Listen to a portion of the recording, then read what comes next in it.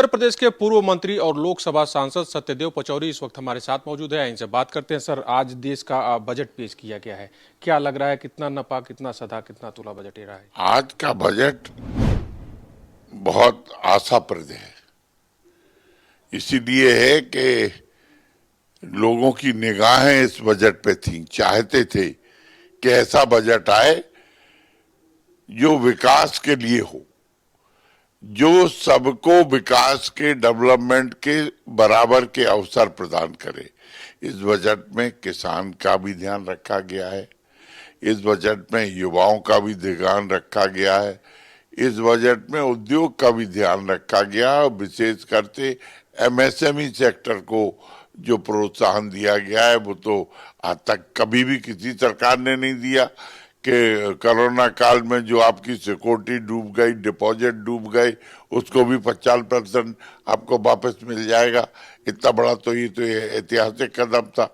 मध्यम वर्ग के लिए इनकम टैक्स की स्लैब में उन्होंने छूट ही नहीं दी, मतलब 2.5 लाख से 3 लाख कर दिया, और टैक्स रेट भी कम कर दिया। पहला स्लैब जो 10% का था उसको 5% का कर दिया, पर 15%, 20%, यानी और वरिष्ठ जनों को, जिनको कहते हैं वरिष्ठ नागरिकों को भी छूट प्रदान कर दी गई है।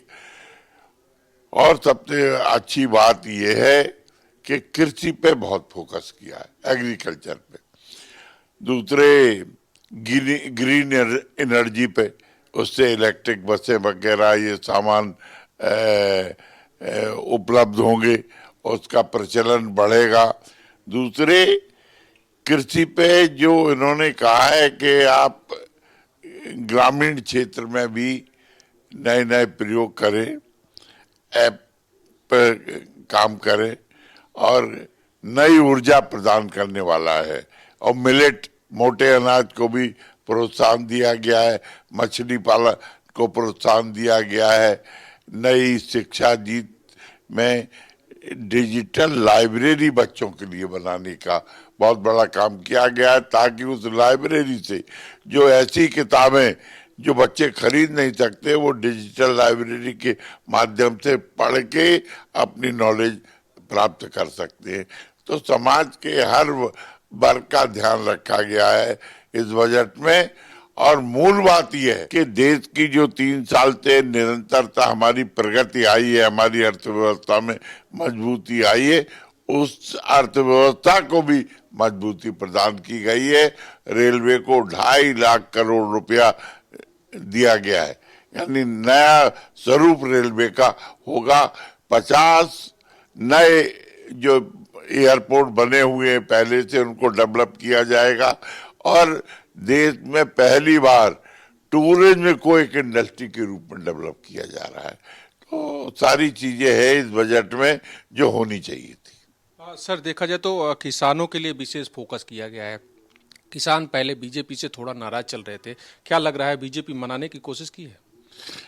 देखिए, किसान हमारा प्राण है, इस देश की अर्थव्यवस्था की रीढ़ है, और हमने तो किसानों की आय दोगुनी करने के लिए बिल लाए थे पार्लियामेंट में, लेकिन लोगों ने उसका विरोध किया, कांग्रेस ने विरोध किया, तो हमने वापस ले लिया कि शांति रहना चाहिए देश के लिए, क्योंकि अगर आंदोलन चलते तो विकास रुक जाता।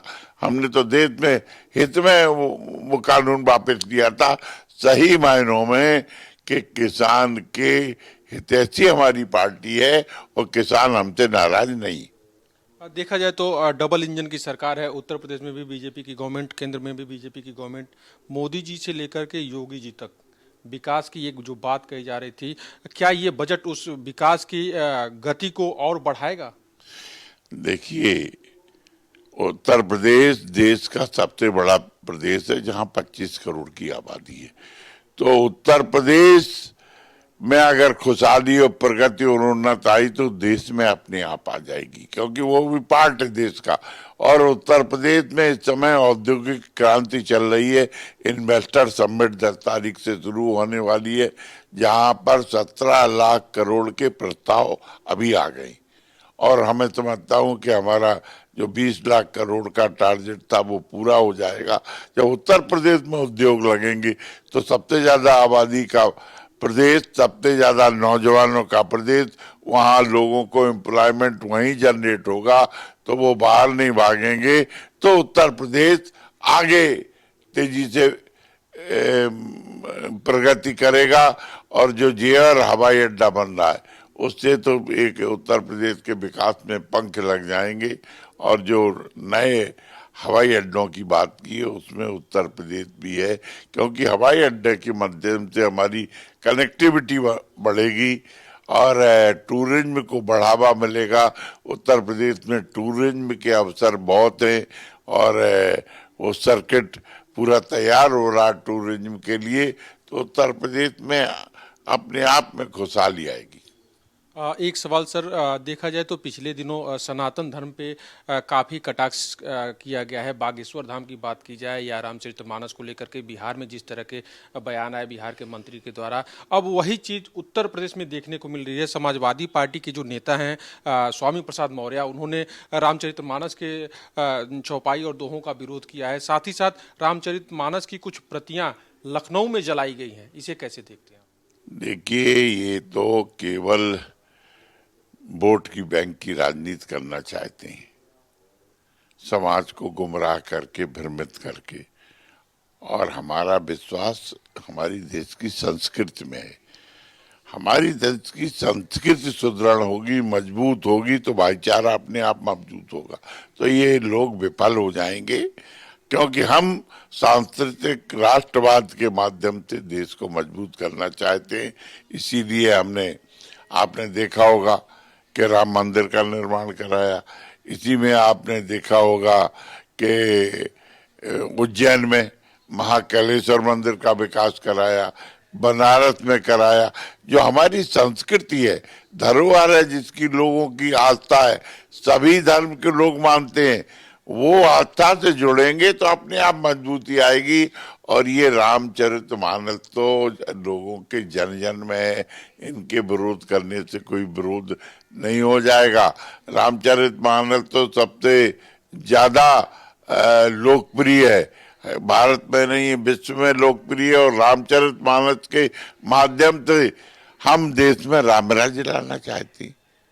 ऐसा राम राज्य जहाँ दया के दैवे के भौतिक तापा के राम राज्य काहू नहीं वायपा, हम उस राम राज्य की कल्पना कर रहे हैं, वो राम का विरोध कर रहे हैं। क्यों? क्योंकि हमें लगता है उनको भारत की संस्कृति में विश्वास नहीं।